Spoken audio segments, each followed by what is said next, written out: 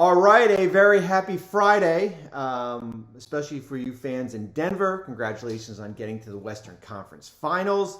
For the fans in Phoenix, you have a lot of work to do. This is actually like the third video take I've done. I actually was about 5 minutes in, and my wife was calling, and I was the good husband and actually answered the phone this time. Had to stop the video. We are starting over. We're talking about the Phoenix Suns. You can find their article up on ESPN.com. We've also, I love it that we broke off the Phoenix article and basically turned it into their own separate article too. So you got two cracks at it. You can find all 23 teams on the master offseason what to watch for everyone.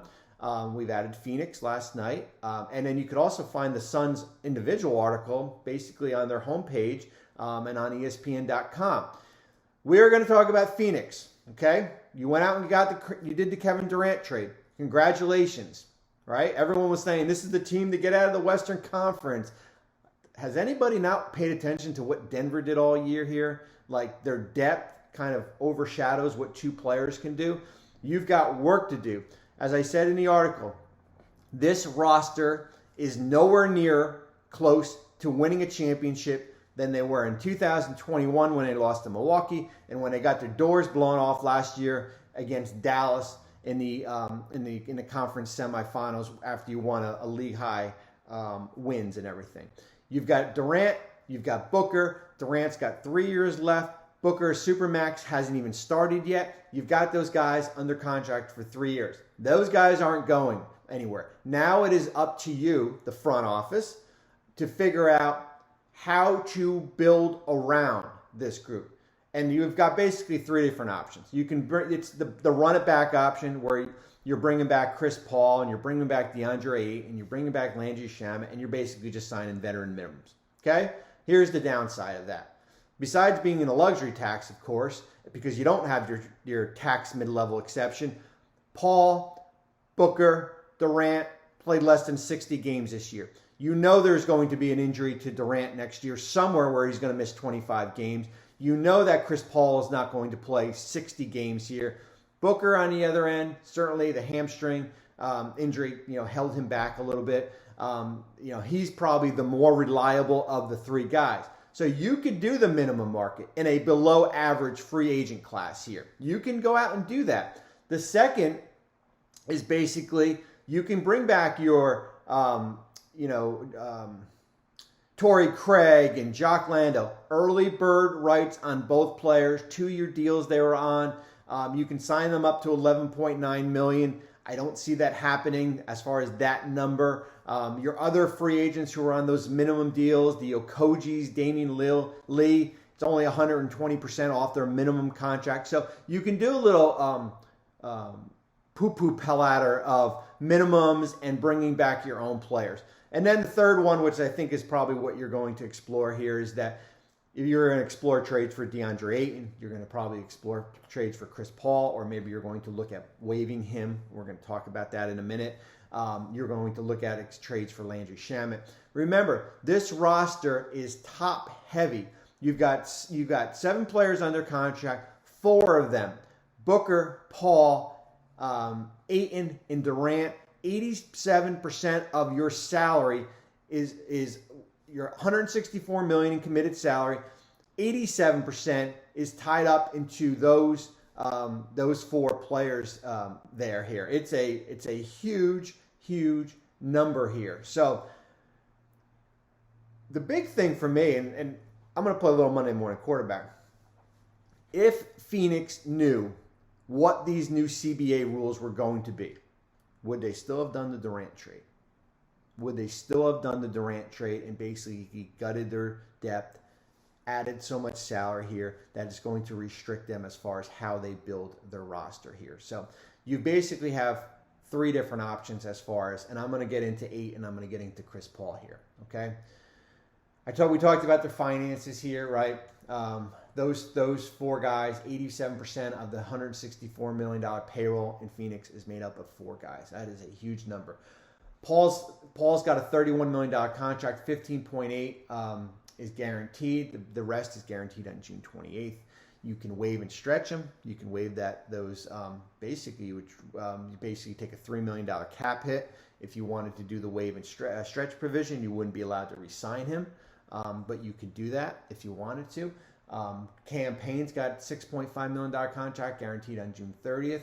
$2 million is guaranteed. You could waive him if you really want to start going into this cost,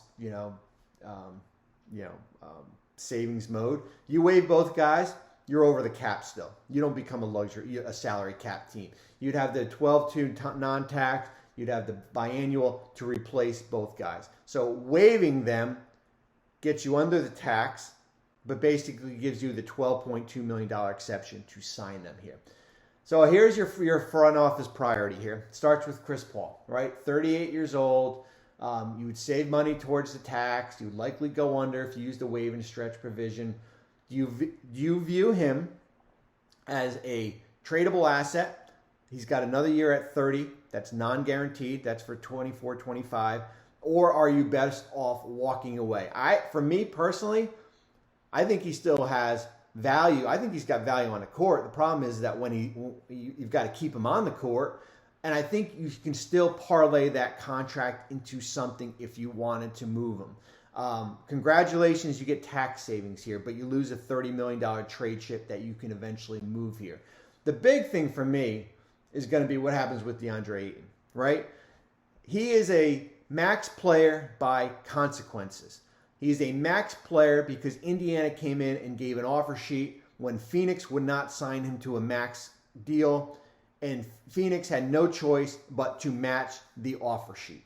That is a max player by consequences here because basically it was one team that came in last year.